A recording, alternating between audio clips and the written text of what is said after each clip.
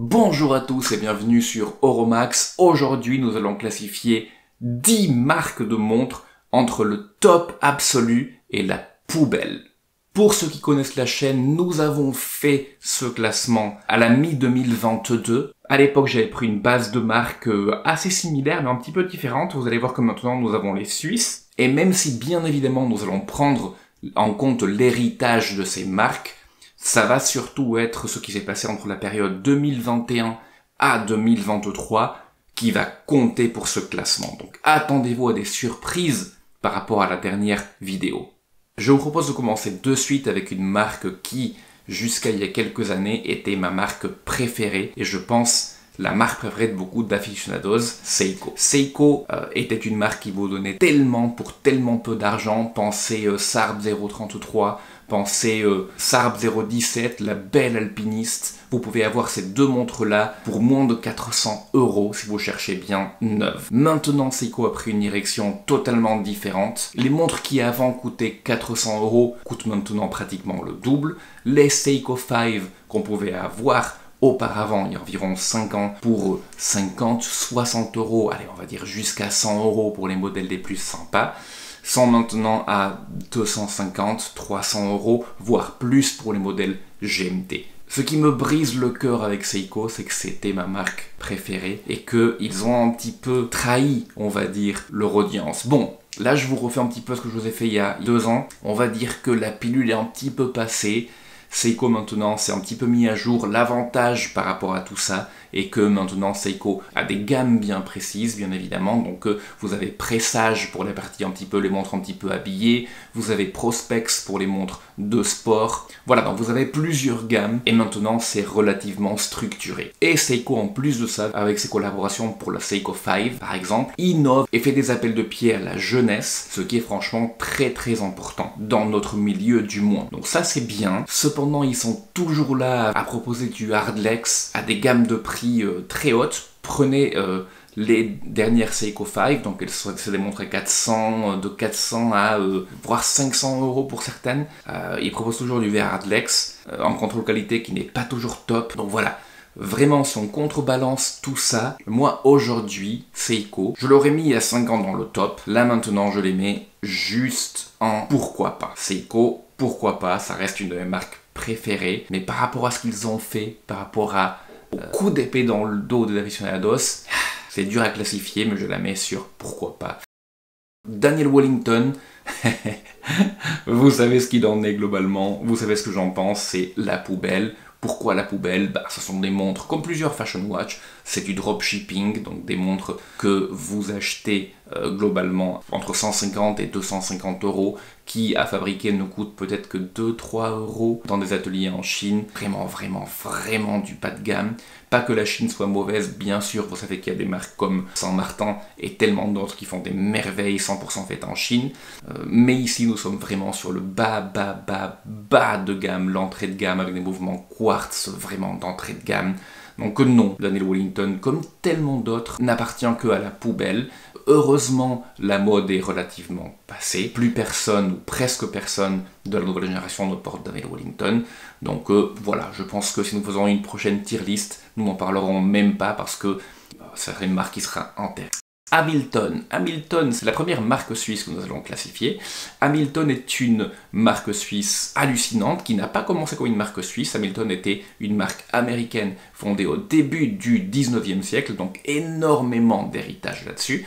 Ils ont été rachetés par les Suisses à partir de maintenant au groupe Swatch. Ils sont dans l'entrée milieu de gamme du groupe Swatch. Et ils ont toujours fait des trucs très sympathiques. Prenez la gamme Kaki par exemple. Non, la gamme Kaki sont des montres très reconnaissables, des montres militaires très reconnaissables, très sympathiques, très bien faites. Hamilton vraiment, il n'y a rien à redire, Hamilton c'est la classe. Cependant, dernièrement, je trouve qu'ils se sont renchéris un petit peu trop. Stratégie, encore une fois, des Suisses. Prenez par exemple la Murph qu'ils ont faite, donc très jolie montre, qui vient bien sûr du film Interstellar. Et Hamilton a ça aussi, donc ils sont bien associés à l'industrie cinématographique. Mais cette Murph, qui est vraiment sympa, qui est vraiment très bien faite, superbe, est proposé à presque 1000 euros. 1000 euros pour une montre avec un mouvement H10. Ouais, non, je pense pas. C'est un petit peu trop, malheureusement. Autant prendre vraiment une Kaki à maintenant 500, 600 euros. Mais même les Kaki, ça pouvait se trouver avant à 400, 500 euros. Maintenant, non, c'est fini. C'est plutôt des montres à 600 euros. Donc voilà, malheureusement, il y a cette montée de prix assez radicale qui est fort assumée par les Suisses, que je trouve un petit peu bof. Et Hamilton, malheureusement, est rentré dans cette course-là. Un deuxième aspect qui est plutôt positif, en mine de rien, c'est que ces montres du groupe Swatch ont adopté des mouvements avec des bien plus grandes réserves de marche. Ce qu'ils ont fait, c'est qu'ils ont pris leur classique mouvement ETA 28-24, entre autres, et ils ont baissé la fréquence à 6 battements par seconde, mais ils vous ont donné beaucoup plus de réserve de marche. Hamilton en fait partie avec leur mouvement H, donc ici le H10 si je ne m'abuse, et sur la Murph par exemple vous avez 80 heures de réserve de marche. Donc c'est quelque chose de très bien. Cependant, le revers de la médaille, c'est que ce sont des montres qui maintenant ne sont révisables que par des horlogers au sein du groupe Swatch même, malheureusement. Est-ce que c'est bien, est-ce que c'est pas bien? Voilà, donc toutes ces choses-là, le positif et le négatif, vont faire que moi, pour l'instant, je classifie Hamilton en pourquoi pas. C'est pas superbe, je vous conseille vivement d'acheter Hamilton, surtout au bon prix, mais je peux pas le mettre sur le superbe pour l'instant. Donc Hamilton, c'est pourquoi pas. Invicta. Sur la chaîne, j'ai déjà conseillé du Invicta. Donc n'allez pas dire que je suis un hypocrite par rapport à tout ça, mais Invicta, c'est majoritairement de la poubelle. On va dire pour 95% de leur modèle, c'est de la poubelle. Pourquoi? Parce que Invicta, c'est une marque historique, c'est une marque fondée en 1813, 1812, un truc comme ça, donc une marque bien plus ancienne que Rolex, plus ancienne que Patek Philippe, voilà, donc c'est une marque historique.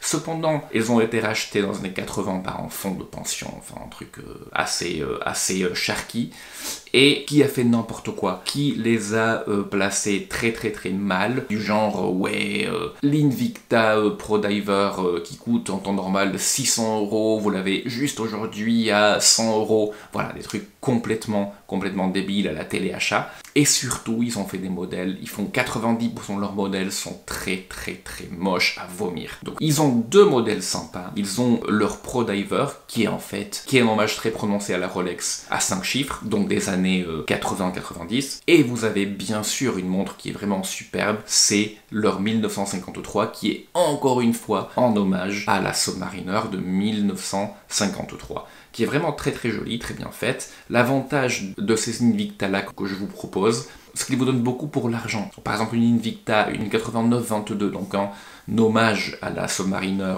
5 digit, va coûter en solde entre 70 et 90 euros, avec un mouvement Seiko NH35. Donc à ce prix, je vous le conseille vivement, surtout si vous n'avez rien contre les hommages. C'est une montre très bien. Ça va vous coûter pareil qu'une Pagani Design. Bien sûr, les Pagani ont des specs un petit peu meilleurs. Mais voilà, Invicta, vraiment, pourquoi pas? Franchement, dans ces deux modèles-là, pourquoi pas? Mais le reste est vraiment nul, très moche, avec un marketing vraiment à vomir. Donc c'est pour ça que majoritairement Invicta, c'est la poubelle, à part pour les deux modèles que je vous cite. Orient. Alors, Orient est une très bonne marque. J'ai des Orient, j'en ai eu, j'en aurai encore. On en a parlé il y a 2 ans. Je crois que j'avais mis Orient dans Superbe, si je ne m'abuse. Ça, c'est un petit peu difficile parce que c'est quelque chose qui a changé depuis il y a 2 ans. Ils ont eu des temps forts avec l'Orient Bambino 38 mm, ça on a parlé, donc une superbe montre habillée et maintenant dans une taille portable et vraiment en phase avec une montre habillée. Cependant, ils ont sorti la Mako 3, la vraie Mako 3, pas la Kamasu, avec les gros chiffres arabes sur le cadran, qui était une très bonne montre, un petit peu chère par rapport à la Kamasu, je trouve. Donc Orient est aussi rentré dans la problématique d'augmenter les prix. Heureusement, vous pouvez en trouver à des prix plus bas, mais leurs prix d'introduction sont devenus un peu trop hauts. Par exemple, la Bambino dont on parlait justement, je crois que c'était presque 300 euros en prix suggéré. Donc voilà, je trouve qu'ils ont un petit peu trop augmenté leur prix, au moins leur prix de base, même si bien évidemment le marché fait que dans ces montres japonaises, les prix baissent assez rapidement. il reste assez élevé. Prenez justement la Bambino, encore une fois, encore elle, 38 mm, elle sera encore notablement plus chère que la Bambino de 40,5 mm, sans vraiment une raison précise. Plus, à part ça, donc, il y a eu aussi, en 2023, le modèle Diver 40 mm, une très jolie montre, hein, une montre très très sympathique, qui, comme son nom l'indique, fait 40 mm, avec un design relativement nouveau, hein, qui vient d'une Orient Star Diver, mais ils ont fait une énorme bourde. Les index imprimés dans le cadran entre 25 et 35 étaient très mal espacés, il y avait des énormes gaps, et pour une marque comme Orient, qui est en business depuis 1950, c'était inacceptable, c'est absolument inacceptable que le contrôle qualité ait laissé passer ce type de choses-là à tellement de stades. Donc non, de ce fait-là, même si j'adore Orient, la Kamasu est une montre que je recommande systématiquement, ce n'est pas aujourd'hui une marque que je peux garder en superbe de par ces problématiques-là, par la problématique sur les problèmes d'impression, même si Orient a rectifié tout ça depuis, je pense que ça en dit un petit peu long sur leur statut actuel, donc je peux plus le mettre sur superbe, même si je les adore, je peux les mettre encore une fois sur pourquoi pas. On voit que la catégorie pourquoi pas commence à s'alimenter quand même pas mal. Casio. Je vous propose de laisser Casio pour la fin parce que il y a des choses qui ont été modifiées depuis. Citizen. Oui, on va aussi parler plus tard de Citizen. Allez, Citizen aussi, on va le laisser pour la fin. Tissot. Tissot est une marque suisse fondée en 1853 qui fait des montres d'entrée milieu de gamme pour des marques suisses, hein. Écoutez-moi bien. Et il fait partie aussi du groupe Swatch, comme Hamilton, comme Longines, comme Omega, comme tellement d'autres, et qui est une marque franchement très intéressante. C'est ma première montre automatique, d'ailleurs, la PRS 516. Vraiment, c'est une marque, il n'y a rien à redire. C'est une excellente marque qui fait des montres entre l'entrée et le milieu de gamme. Parfois, ils s'aventurent un petit peu sur le moyen haut de gamme. J'ai que des bonnes choses, ou pratiquement que des bonnes choses à dire sur Tissot. Avec leur énorme succès, bien évidemment, de la PRX. L'avantage de la PRX, c'est qu'elle est très marketée vers les jeunes. Et c'est vrai que moi-même, j'ai vu la PRX sur des poignées de jeunes personnes, donc la vingtaine, donc jeune pour moi, la vingtaine, et c'est très encourageant. Donc merci Tissot d'avoir permis de faire un modèle qui appelle les jeunes, qu'on ne voit pas uniquement des Apple Watch, hein, s'il vous plaît, c'est très bien, et qu'on voit aussi des montres mécaniques, ou même quartz, hein, aux poignets des jeunes, c'est quelque chose de très encourageant. Après, même s'il market à mort la PRX, ce qui est normal par rapport au succès qu'elle a, il y a aussi les modèles comme la Gentleman, il y a les modèles PR, la PR100, la PR200, il y a tellement de modèles, l'Automatics. Il y a bien évidemment une montre que j'adore, c'est la Le Locle, qui est extrêmement classe comme montre, je vous en ai parlé par le passé. Tout ça fait que, pour moi, Tissot est une marque superbe. C'est dit, bravo Tissot, continue comme ça. Après Swatch, et Swatch, je vais peut-être et sans doute me faire laminer. Le groupe Swatch a permis à l'industrie suisse de sortir de la ruine. À part quelques très grandes marques comme Rolex, bien évidemment, et Audemars Piguet, l'industrie suisse allait à la ruine dans les années 70-80. Ils se sont unis, ils ont eu des gros financements de leur banque et ils ont réussi à sauver tout ça grâce à Asuag. Alors Asuag était justement un conglomérat d'industries suisses qui sont unis parce que sinon ils allaient direct déposer le bilan. Tout ça est devenu le groupe Swatch par la suite, avec une marque fer de lance, avec un paradigme totalement changé. Swatch Second Watch était là pour dire on va changer de façon de penser. Une montre peut ne pas être uniquement un objet de luxe ou un objet de grand-père. Une montre peut être un truc trendy pour les jeunes, sympa, en plastique, un truc dont vous vous en fichez, mais qui est là pour donner l'heure et pour en dire beaucoup sur votre personnalité avec des couleurs flashy, avec des collaborations avec des artistes, tellement de choses sympathiques que Swatch a fait dans les années 80. Dans les années 2010, fin année 2010, ils ont sorti leur mouvement System 51, qui franchement était entièrement fait par des robots, fait en 51 pièces et qui permettait de baisser le coût de production très significativement. Cependant, malgré ça, je constate récemment que les prix des Swatch montent beaucoup. Pour des montres d'entrée de gamme, je pense que ça se fait moyennement. Par exemple, je sais qu'ils ont fait des chronographes assez sympathiques, je ne sais pas vous dire lesquels, mais qu'ils ont pricé à 220 €. Donc des chronographes quartz à 220 €. Non les gars, vous avez Timex à côté qui est tellement bien. Et après il y a les collaborations. Donc coup de génie, coup marketing de génie pour la Moonswatch. Franchement, je trouve cette montre-là infecte. Vous le savez bien pour ceux qui connaissent la chaîne. Mais c'est un coup marketing de génie. Faut leur donner ça, franchement. Très très mauvaise qualité de montre, mais ils ont fait un coup de génie et chapeau à eux par rapport à ça. Et encore une fois, tout le tralala de réintéresser les nouvelles générations et le public en général sur les montres. Donc ça c'est très bien par rapport à Swatch. Cependant, leur dernière collaboration avec Blancpain n'a pas vraiment réussi. Franchement, ils devraient vraiment s'en passer de faire des choses comme ça dans le futur. Ça marchait une fois, ça ne marchera sans doute plus. Donc je pense qu'il faut qu'ils se méfient un petit peu et qu'il faut qu'ils arrêtent de monter leur prix. Donc je pense que Swatch perd un petit peu de sa superbe actuellement par rapport à ça, par rapport à la collaboration ratée avec Blancpain. Par rapport aux actuelles montées de prix, je la mettrais en pourquoi pas par rapport à son histoire, mais actuellement, je veux bien dire actuellement, dans l'immédiat, si j'avais à choisir entre un chronographe Swatch et un chronographe chinois Baltani Mecha Quartz avec un Seiko Mecha Quartz ou un chronographe de chez Timex, je prendrais 1000 fois Baltani ou Timex. Donc je vous conseillerais dans ces cas de figure de ne pas acheter Swatch. Timex, justement, parlons-en. Timex est une marque américaine qui est jusqu'à maintenant indépendante, fondée en 1854, donc vraiment énormément d'histoire derrière. Ça a toujours été une marque d'entrée de gamme, Timex. À l'époque, c'était une marque, avant que le quartz arrive, c'était une montre qui était déjà faite pour être démocratisée, pour démocratiser le fait que les gens portent une montre. C'était un Casio d'avant que Casio existe, en quelque sorte. Donc pour ça, et parce que Timex s'est récemment beaucoup rénové, ça a commencé avec la Marlin en 2017 si je ne m'abuse, et c'est venu avec la série Timex Q. Ils ont repris leur modèle du passé, le modèle GMT, les modèles bracelets intégrés, donc ils ont vraiment surfé magnifiquement sur cette vague. Et Timex fait des choses aujourd'hui vraiment très sympathiques. Ils sont allés un petit peu sur le plus haut de gamme, ils tentent d'y mettre le pied dessus avec la Giorgio Galli, une montre Swiss made, très bien faite, très intéressante, qui ne copie personne en design. Timex, c'est la classe. Timex aussi, je la mettrai en superbe. Citizen. On arrive à Citizen, on arrive presque au bout.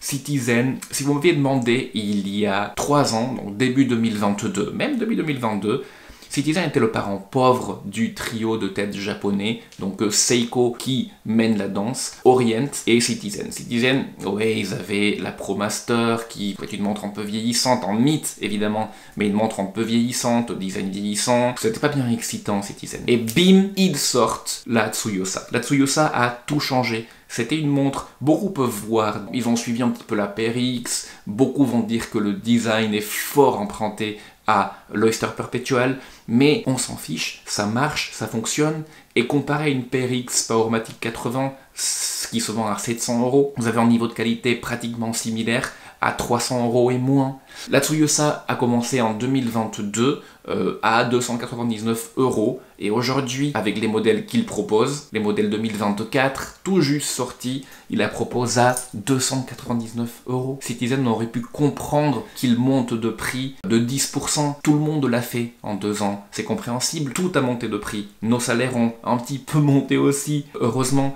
Donc voilà, mais Citizen reste extrêmement classe, avec un énorme respect de sa clientèle et ne monte pas ses prix. Ne serait-ce que pour ça, il mérite le top. Voilà. Merci beaucoup Citizen, franchement merci beaucoup. Et c'est pas que ça. Citizen possède Miyota, donc ils ont développé il y a 1 an, 2 ans de ça, un mouvement True GMT qui maintenant permet de mettre des mouvements True GMT sur des montres moyens de gamme. Citizen possède également la marque Bulova, donc une marque vraiment historique américaine fondée au 19e siècle. Et même s'ils n'en font pas forcément beaucoup, ils ont repris une technologie fort intéressante qui s'appelle le Turning Fork. Alors me demandez pas exactement comment ça fonctionne, mais c'était juste avant le quartz, une technologie avec un courant électrique qui rentrait dans un magnète et qui permettait une précision de fou dans une montre. Ils ont sorti une réédition de cette montre-là, pas exactement la même, hein. Heureusement, ils vont pas à la Seiko. Bon, elle coûte extrêmement cher, elle coûte 3600 $, un truc comme ça, donc c'est un petit peu trop. Mais voilà, c'est juste pour vous dire que Citizen va de force en force dans le moyen de gamme, dans l'entrée de gamme, partout Citizen est là et aujourd'hui, pour moi, c'est la meilleure marque japonaise et une des meilleures au monde en ce moment. Casio. Alors Casio. La dernière fois, c'était, je pense, la seule marque que j'avais mis au top, Casio. Casio mériterait de rester au top, franchement. Si on voyait ce qu'il a fait jusqu'ici, Casio a permis la démocratisation, la réelle démocratisation de la montre dans le monde entier. C'est-à-dire que la plupart du monde, on est 7 milliards ou je sais plus combien déjà, peut-être 3/4 du monde peut se permettre d'acheter une F91 qui coûte 10 €. Voilà. Et ça, c'est significatif. Parce que nous vivons dans des pays riches, les gars. Pour nous, tu te dis, ouais, 50 € c'est rien. Eh ben non, les gars, 50 € c'est beaucoup pour une bonne moitié de la population mondiale. Il faut arrêter de regarder nos nombrils, il faut voir ce qui se passe ailleurs. Donc, Casio a vraiment permis de démocratiser la montre et pour ça, ils sont géniaux. Cependant, nous sommes ici pour parler de ce qui s'est passé dans les dernières années. Et Casio c'est pas mal planté. Laissez-moi vous dire. Vous connaissez la Casio Duro, une montre exceptionnelle qui a malheureusement la problématique d'être un petit peu grande à 45 mm. Cependant, Casio a essayé de résoudre la chose l'an dernier et nous avons une version soi-disant à 38 mm.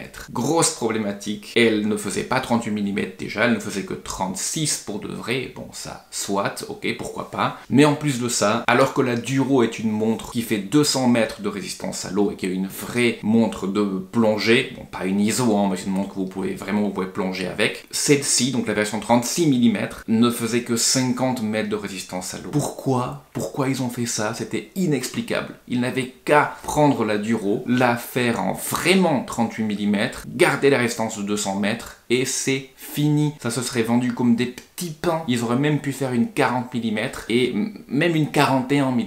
Et les gens, ils auraient vu un best-seller absolu. Je serais allé faire la queue pour acheter cette montre-là, tellement ça aurait été magnifique. Mais non, ils nous font un truc sorti du chapeau vraiment qui n'a aucun sens, ni marketing, ni horloger. Donc voilà, première grosse erreur, soit c'est Casio, on va leur pardonner.